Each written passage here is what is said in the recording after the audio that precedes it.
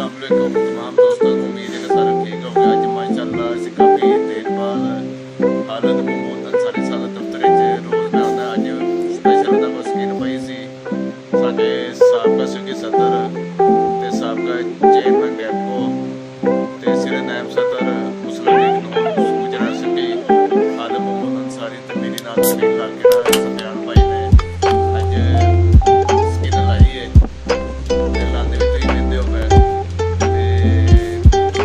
बस मेरा दिल करी है ते अज ना लोग बना लईए।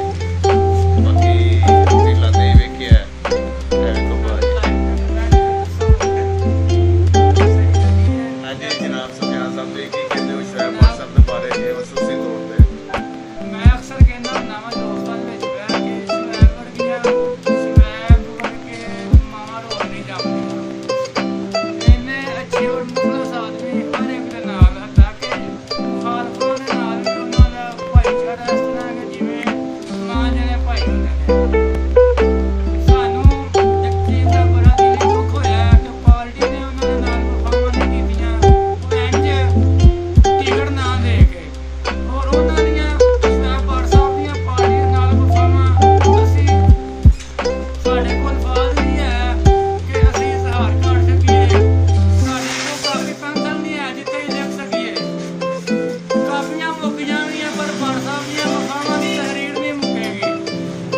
ਲਿਹਾਜ਼ਾ ਅਸੀਂ ਪਾਰਟੀ ਨੂੰ ਵੀ ਆਖਾਂਗੇ ਕਿ ਵਰਕਰਾਂ ਦਾ ਧਿਆਨ ਰੱਖਿਆ ਕਰੋ। ਕਿਹੜਾ ਵਰਕਰ ਮੁਖਲਸ ਹੈ, ਕਿਹੜਾ ਵਰਕਰ ਪਾਰਟੀ ਨਾਲ ਦਿਨ ਰਾਤ ਮਿਹਨਤਾਂ ਕਰਦਾ ਹੈ।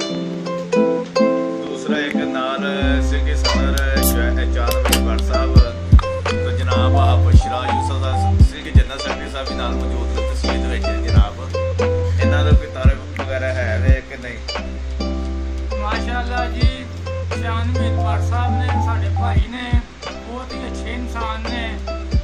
अल्लाह ताला इन्हां नूं होर कामयाबियां ता करे और साडे भाई हाफिज शराज साहब ने इन्हां दी ते क्या बातां ने जी। इन्हां दी ते कोई मिसाल ही नहीं है साडे कोल कहीं दे सकीए। बहुत नहायत शरीफ आदमी ते बहुत ही अच्छी शख्सियत के मालक ने जनाब हाफिज शराज साहब। जी जनाब साडे प्यारे भाई सफियान अमजद अंसारी साहब के हयाल हसन शोएब भट्ट साहब चांदनी भट्ट साहब और हाफिज शराज साहब के मामलात माशाअल्लाह जिथे भी जाओगे साडे यूथ विंग के जो कायदीन ने अलहमदुल्ला हर बंदा उसकी तारीफ ही करेगा, कोई उन्होंने उंगल नहीं चुकेगा इंशाअल्लाह। ते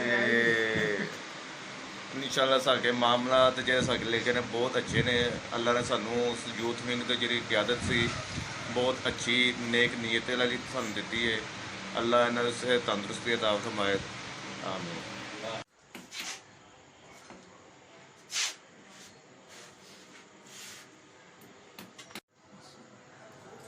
लो जनाब सफियान अंजम अंसारी साहब